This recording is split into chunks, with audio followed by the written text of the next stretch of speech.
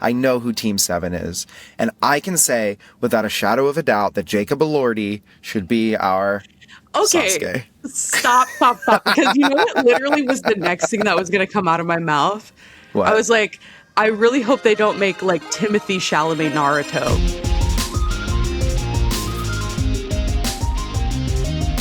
Coming to you from Crunchyroll HQ, this is the Anime Effect, where each week we bring you the latest news and views from the shows you love. It's pop culture with an anime lens. And if you're new to the show, we like to kick things off with the best banter on the market. Welcome to I don't know what era or country is that accent. That's pretty good though. I don't know, like a early U.S. noble. Before moving to our main story of the Fully week. changed accents. Yeah, the World Expo in like 1894. I'm the devil in the White City. After breaking down anime's effect in real life, we are going to unpack the shows that we are watching now. And then, once we've subjected you to our watch list, we're diving into the biggest anime news you need to know. And finally, with LeAlec on assignment this week, I'll be your guide through everyone's favorite segment. What? Fan service! That doesn't seem likely. I'm your host, Nick Friedman. I'm a guy that kind of looks like him, Alex Lebel. And I'm the third person in a room with nothing on the walls, Leah President. Together, well, not really together, like together virtually, we're recovering Together in spirit. From Anime Expo. But together, we're here to see just how powerful the effect of anime really is. Indubitably. Why, of course. All right, listen. You may be wondering why we are in spaces that appear as though they are being demoed for someone to move into a home. And by that I mean Alex and I have nothing on the backgrounds behind us, and Leah has one shelf. I have, and it's full of manga, so you know what? I'd say that's a win. Anyway, we are recovering from Anime Expo, of course. It's kind of like a month-long process to sort of get back into the swing of things post-Anime Expo. Because it's just like walking 30 miles a day for 5 days in a row. So yeah, Step counter we check. are coming to you virtually. I know I said Crunchyroll HQ at the top, but that was a lie. But you wouldn't know HQ if you're is where you listening want it to the be. show, so. Yeah, the HQ is in our HQ is hearts all wherever along. you are. Wherever you are. It's in here. Home is where the HQ is. Wherever. Anyway, how are you guys doing post Anime Expo? I'm tired. I'm still tired. I had like 5 billion emails. That's how it's feeling. But I don't know. I'm ready. I'm excited. I think like Anime Expo like re-ups my love for anime and fandom every year. So. Oh yeah. What about you guys? Once you recover from it, it gives you that nice jolt of like, dang, this is why we do it. I'm still reeling from the Mob Psycho panel that LeAlec and I That was hosted. sick and That was crazy. insane. Can we show a picture of you on stage?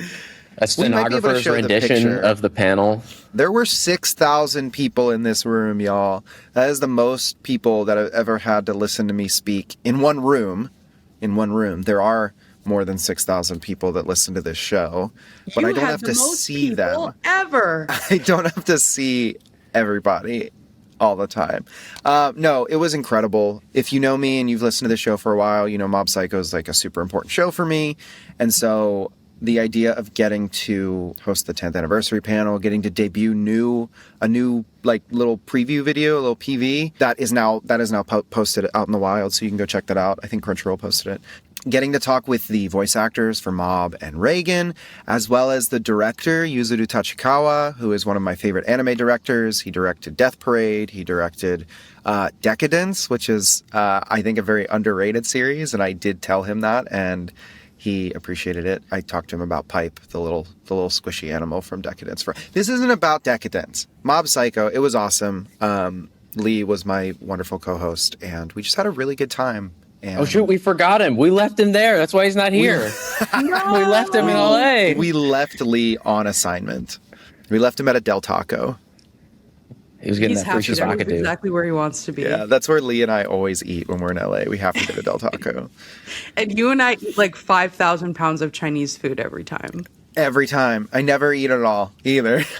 I always over order and then I like pass out on Yeah, my it lives chicken in lo mein. the hotel fridge. And it was the craziest birthday party you've ever had, because that was on your birthday, right? It was. The crowd did sing happy birthday to me. Iconic Very moment. surreal, guys. Very surreal, but I had a great time. And much like the Chinese food that we over order at Anime Expo itself is in the bag, but we're not slowing down.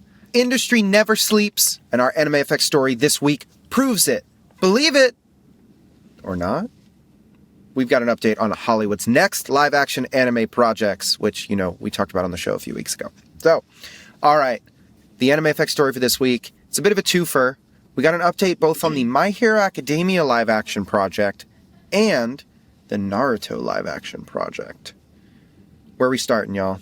Let's talk about MHA. Yeah, hit me. What's the news? I was like interested that it was by the same people that did Welcome to Derry, because Yeah. isn't that the scary like Pennywise show? I mean, it's a horror show. I think Pennywise is in it, but it's also about all the other crazy stuff that happens in that town. I mean, the special effects were pretty much the best thing I've ever seen in like a serialized like TV show. Like it Yeah. was like cinematic quality VFX. Like they're gorgeous, scary and creepy, but like super innovative and gorgeous and cool. So I'm excited to see like how they apply that to the show. My If Hero. it's the same studio that's doing the motion Yeah, graphics. I'm guessing they won't lean into the horror, probably. Obviously. Yeah, we'll see. We'll see. And this is Pennywise instead of All Might. Anyway, the screenwriter also worked on Wonder Woman, which I know when that had first come out, I think a lot of people were really into it. They also worked on Argyle, which was that the Matthew Vaughn movie about like the secret author that like made their book come to life? Yeah, about the sweater patterns. Yeah, well, I'm sure that was part of it. I think there was a cat in it. There was a cat. Here's my question. Is live action My Hero Academia not just Sky High? Discuss. It is. Powerful. We've already gotten it. It existed. It's out there. It's just, I guess this one's closer to the ground. That's really the Yeah. only difference. Anyway, Netflix and Legendary are working on this project, and it's been in development for a few years now, but this is kind of the first big update we've gotten in a while. And the director that they had announced back when they had first announced this project, Shinsuke Sato, who worked on live-action adaptations of Bleach and Kingdom, is working on this. So, I don't know. It'll be interesting to see like where it finds a balance between some of the more like Japan's live-action takes on anime versus Hollywood's live-action takes on anime. Which, speaking of Hollywood's live-action takes on anime, there is a live-action Naruto movie in development, which we were reminded of the other day because the director, Destin Daniel Cretton, who is directing the new Spider-Man movie, Brand New Day, you'll also know him from Shang-Chi. He did Shang-Chi a few years back. And he worked on Wonder Man, which was like super like highly celebrated. It even got an Emmy nomination for the And a lead nice actor. foil to the first story. We have Wonder Woman, now we've got Wonder Man. Yep. You're always bringing it back, Alex. You're always throwing it back. Callback. Anyway, the news is that Lionsgate, who is producing the film, Lionsgate, you'll know from, Twilight and Hunger Games?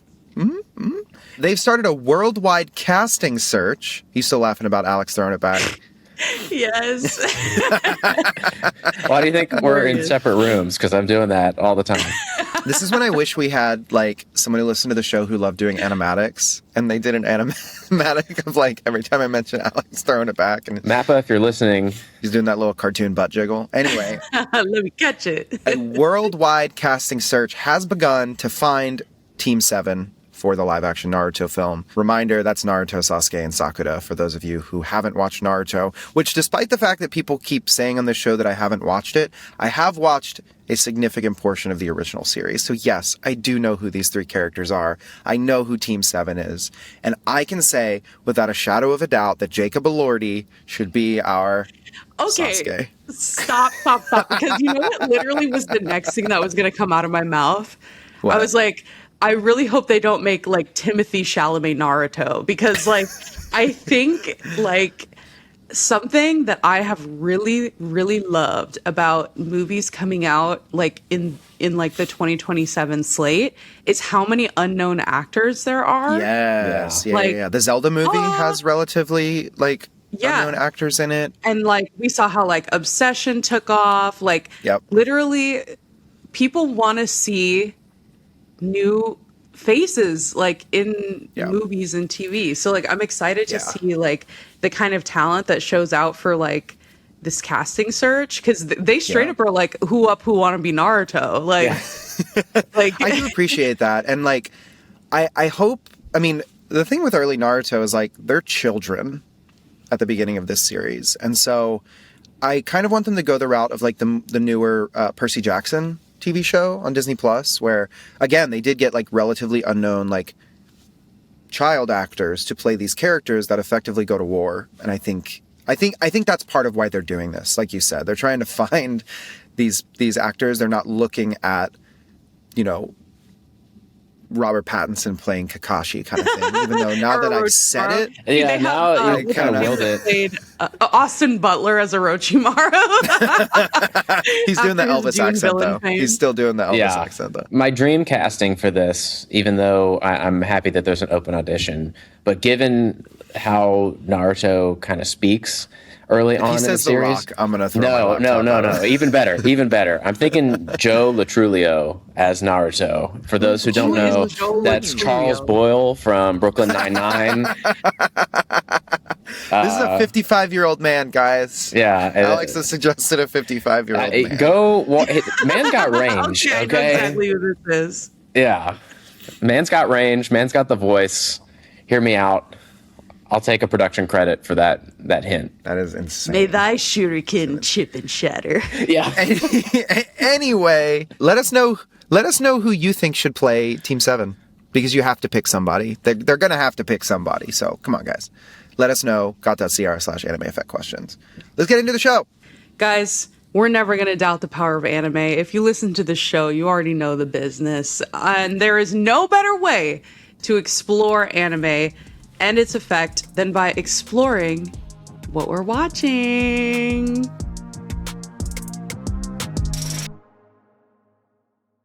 Woo! I'm excited for this because the new season just started, and Yes. I don't know what anyone's watching. I've heard a lot of different recommendations from people, so you both might be the third person that recommends a show to me, which is always the threshold. Like I need 3 people to recommend me a show. That's not true. When I tell The you to power of watch something, threes. you watch it. I don't, because it's usually, I don't know, something horrendous and illegal most of the time.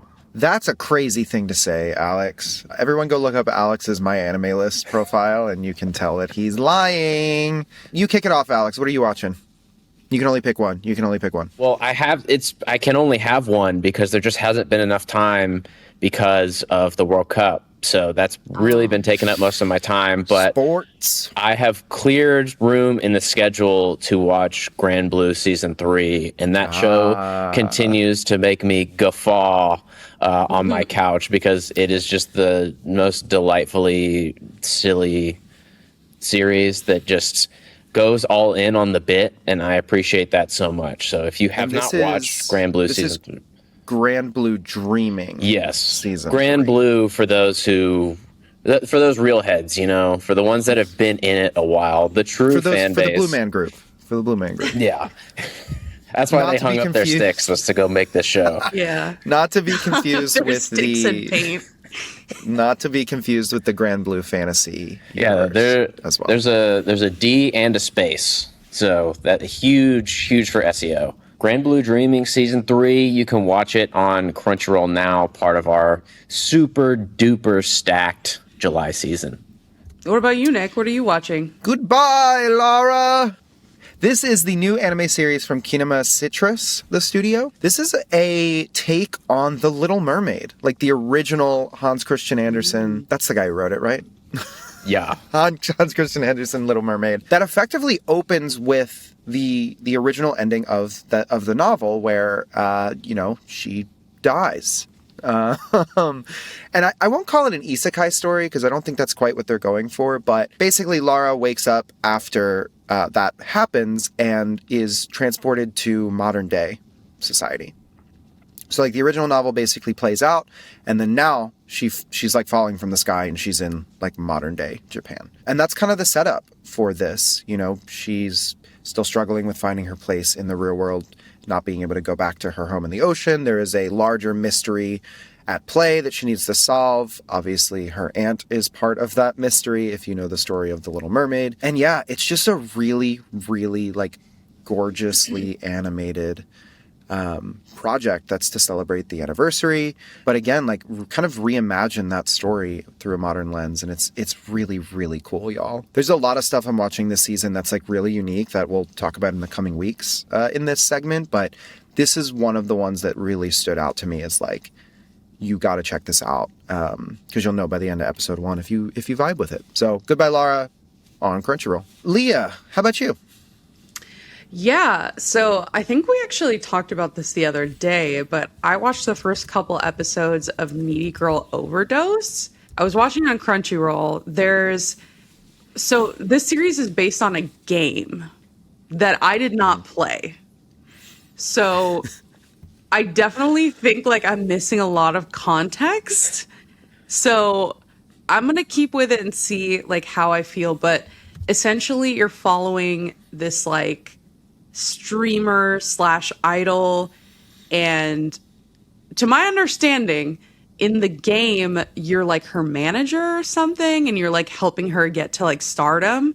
But in the series, we're kind of just watching her ascent and like watching the way people perceive her online and like hearing a lot of like monologues about her like sort of semi-nihilistic like understanding of like internet culture. Maybe it's because I didn't play the game, but I'm a little bit like confused at points when like the dialogue screen shows up on the show. Like I understand, first of all, beautifully animated, gorgeously animated. One of the coolest like opening sequences that I've seen in a while. The color palette's gorgeous. Like if you haven't seen the OP, you should go watch it because it's really cool. It's like she's like walking in this like virtual space and it's like partially 3D and the music is super cool. And it's like, it definitely has style, right? But I think this is one of those ones that like there is an existing fandom, and I definitely feel like an outsider watching this, like trying to kind of understand the context. So maybe I'll go play the game and come back to it. But yeah, I'm watching Needy Girl Overdose. I love everything about it. I saw so many Needy Girl like cosplayers. Yeah. And like the style and the direction of the show is so figured out. Like the aesthetic is so there. I find your description interesting because the genre on my anime list is listed as avant-garde. Yeah, so it's screen. But like in a good way. Yeah, perhaps like even if you had played the game, that would still be your read. It's also from Yoastar Pictures. They've done Go-Go Loser Ranger. They did Azure Lane.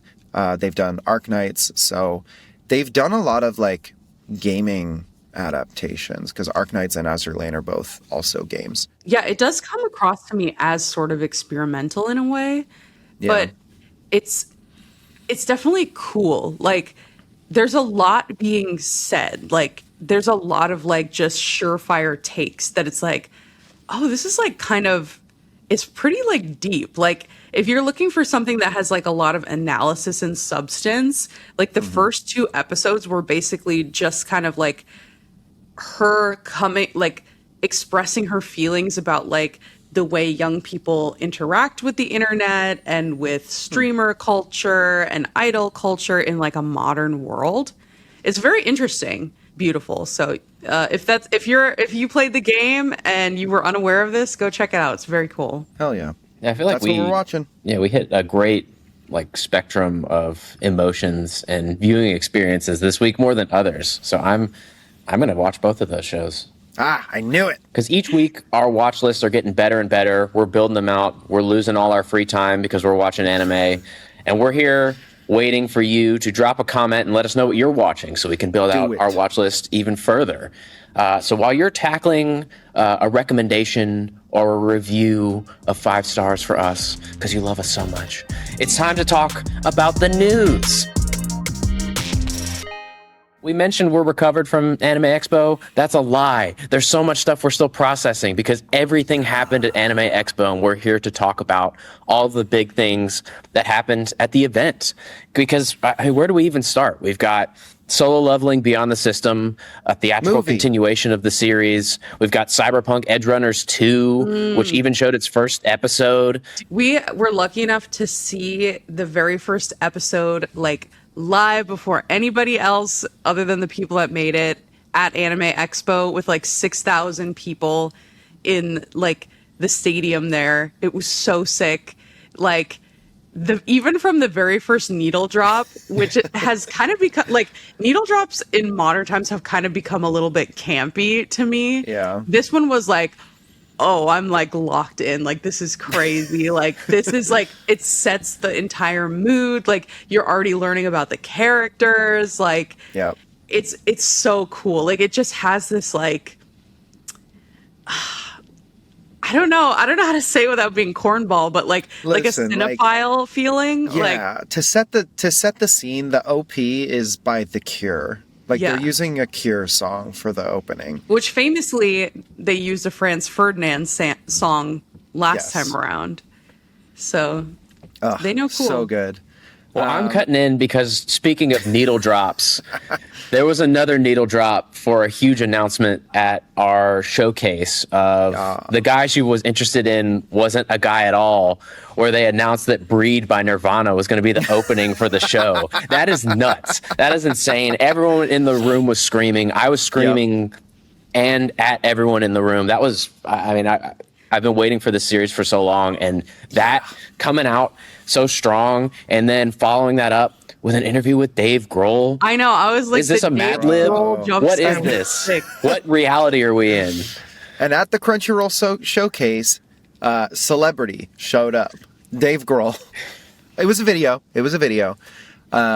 But he got to like check out the track list from the anime, and also talked about like how he thinks that Kurt Cobain would have loved the Green Yuri, which, I think the internet basically agreed, which was really cool. This was like a top 3 Anime Expo moment for me this year, especially the way that it was set up. So Tim and Lauren were hosting the showcase, and they were like, you might think that because we work at Crunchyroll, our favorite color is orange. Well, it's actually green. And then the whole like screen and like stage went like that neon green Shrek color themed, from the anime, from the manga. Yeah, I mean, Shrek. yeah, Okay. from the manga. It's a bit brighter and louder than Shrek. It's more Brat than Shrek.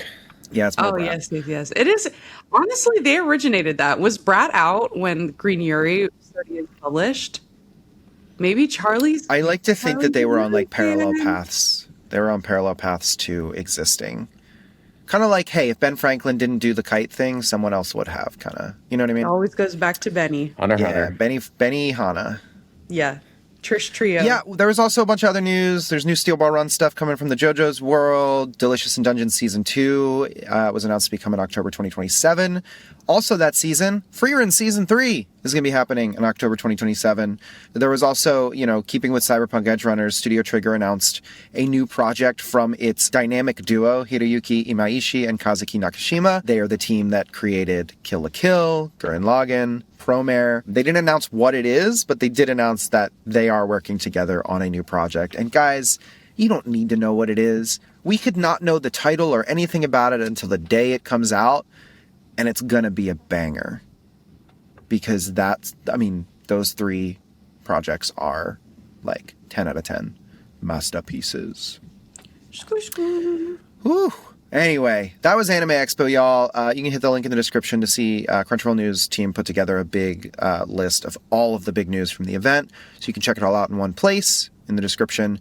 But moving on, another gargantuan, titanic news drop.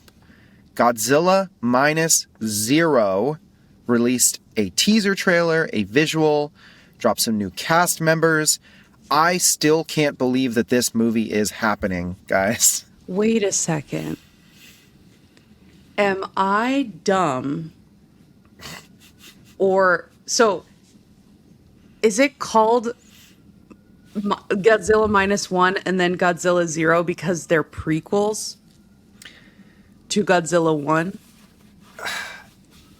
Effectively, yes. I believe that is the intention. That is awesome. That is so awesome. It's like, wait. Actually, we can't make this number one anymore. So let's go minus one and then zero to lead up minus to zero.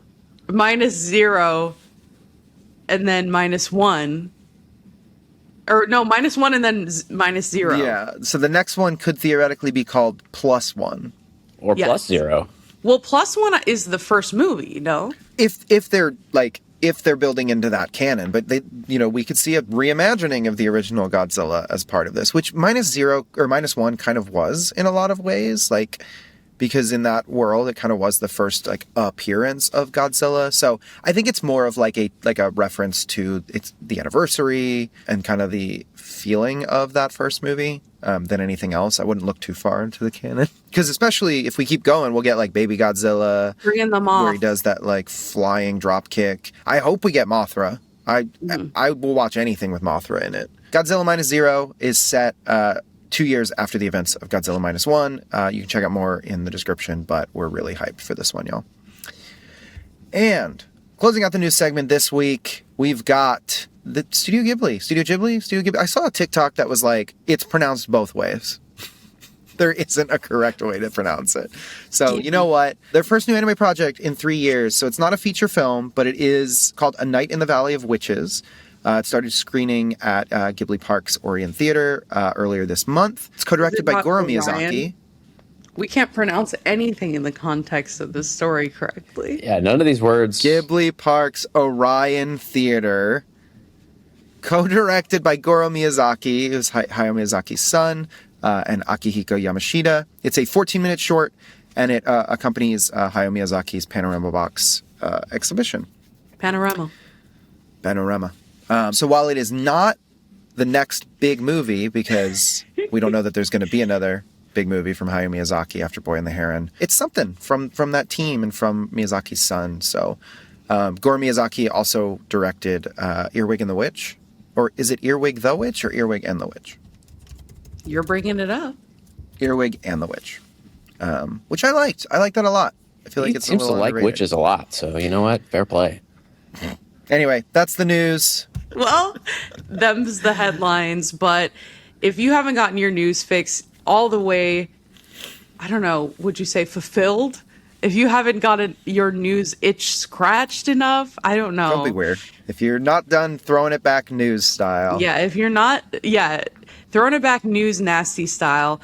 The team is out there constantly collecting breaking news. So visit Crunchyroll News and check out everything in the links below. Yeah. And you really smash sold that it. like button so that you get a notification every time we post a new video. Did you learn that one from Needy Girl Overdose? Yes. You've been researching internet culture. Oh my goodness. With Lee out this week, our fan service scout is missing in action, but that is just fine with me. You know why? Why? Because we're going to address the comments of fan service without him. This one, I'm taking this is over Nick because service. yeah, This segment is called Nick service. Throwing it back Nick style. this one is about me. So, if you listened to our episode a couple weeks ago, apparently, I don't even remember this. Someone asked if I had been in a fight. And according to this commenter, I'm just going to read the comment.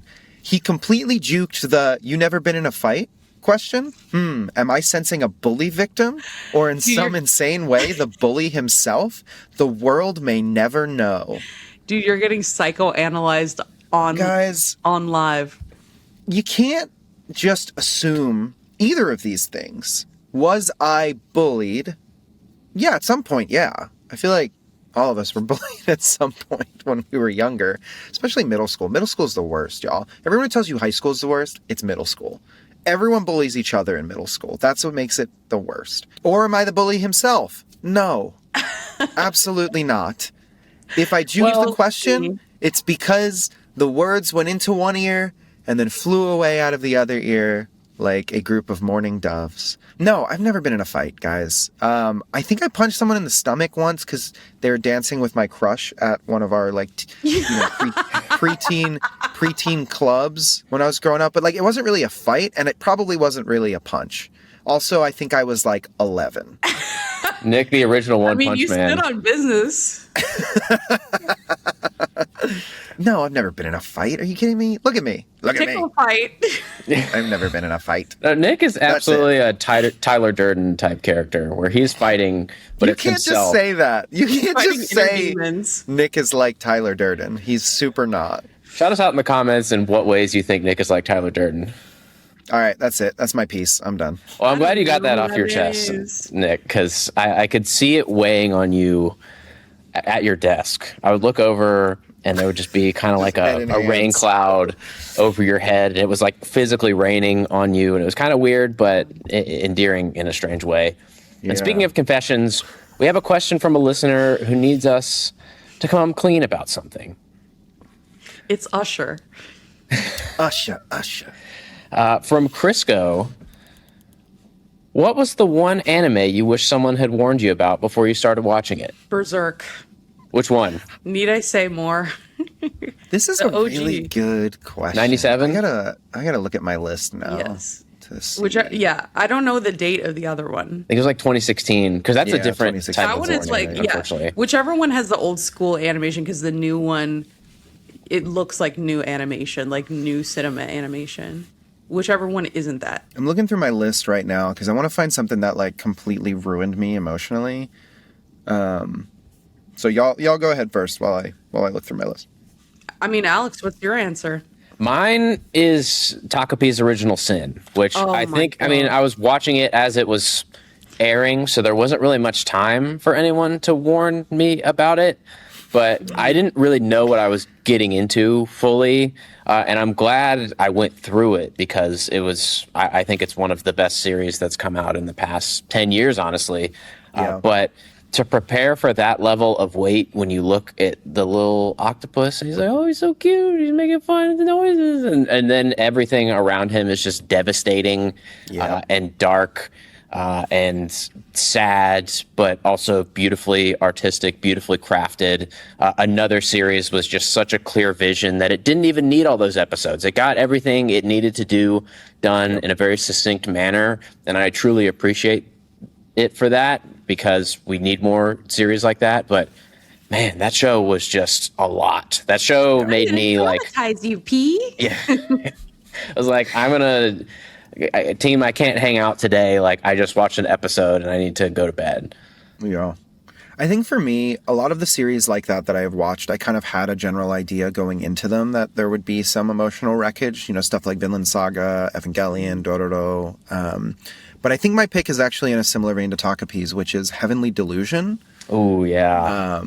Which was streaming on Hulu, I think, when it came out. There's only one season. It ends in a very, upsetting place. Yeah. That series has a lot to say about gender identity as well, and coming into your own, and it's in an apocalypse that's deeply upsetting and hates everyone. It's very, very intense, I think, in a similar way to Takapi. And I don't know that I wish someone had warned me, but I did go into that series completely unaware of any of the subject matter, just knowing it had been an acclaimed story. So I wanted to dive in, and it is incredible. It is an incredibly animated and written and shot series. So definitely recommend checking it out. But sometimes you want to know what it's about before you go into it. I would also bring up Devilman Crybaby because I did not watch the original Devilman. And obviously this one is a step above even the original. I was clutching my I'm a horror fan. And I was clutching my pearls at some animation. I was oh! And just some of the concepts that they tackle and some of the character choices and things like that. I was a little bit clutching my pearls, but it ended up being one of my favorite shows of the past Has it been more than 5 years since it came out? Oh, yeah. Yeah, definitely. Yeah. I want to say it was like 2018, 2019. All right. Well, great question, y'all. Okay, if you guys have a question of your own that is burning in your brain and you need to get it out, make sure that you leave us a comment anywhere you're listening to this episode and ask us your questions. Also, we have a question form, got.cr/the-anime. That's not it. Jeez. He's like, I'm a riff on this one, guys. Hold up. The show is called The Anime Effect, so I'd be like, it just slips out. But anyway, if you want to ask us a question and you don't want to leave a comment, you want to be formal and leave us a formal question that goes to a database that we read from, go ahead and submit it at got.cr/anime effect questions, got.cr/anime effect questions, and yeah, leave a 5-star review while you're at it. We may read your note in a future episode, so choose wisely and go with grace. Got.cr/anime effect questions. Spotify 5 stars. Apple Podcasts 5 stars. Direct Mail 5 stars. Rotten Tomatoes. AOL Instant Messenger 5 stars. DeviantArt 5 stars. Whoa. Snail Mail 5 stars. Snail Mail, well, that's RuneScape. Direct Mail. RuneScape Gold Farming 5 stars. Neopets Fall Omelet Guys, 5 stars. Fortnite Among. Yeah, we got to get all the SEO keywords in there. Alex, are you ready to take us out, please? Hey, you out there listening to us, thank you for joining us on another episode of The Anime Effect, brought to you by your lovely friends here at Crunchyroll. Be sure to subscribe so you never miss a single dingle episode. A single dingle. The Anime Effect is hosted by me, Nick Friedman, possessed by the ghost of an old-timey prospect. And Where's Leah the President. gold, loser? With our, Where's the gold, with our- old man? with our favorite mosher, my number one skinwalker, Alex Lebel. The show, yeah, hit us with the skinwalker. Set that to be your text tone, guys. The show's executive produced still by Leah President and me, Nick Friedman. Our showrunner is Megan Peters, and our marketing producer is Carla Solorzano. As always, a special thanks to regular Shaun, aka the guy in the chair, aka Shaun Michael Colon, for editing and mixing this week's episode. We'll be back next Friday with even more anime. There's nothing you can do about it. And also, if I may say, there's going to be a crazy guest on next week. So you're going to want to check it out. Yeah. Sorry, I was like, what is next week? I don't think that far ahead. And You're going to have to check it out. We'll be back for sure. That's all we have for you this week. Always remember, goodbye.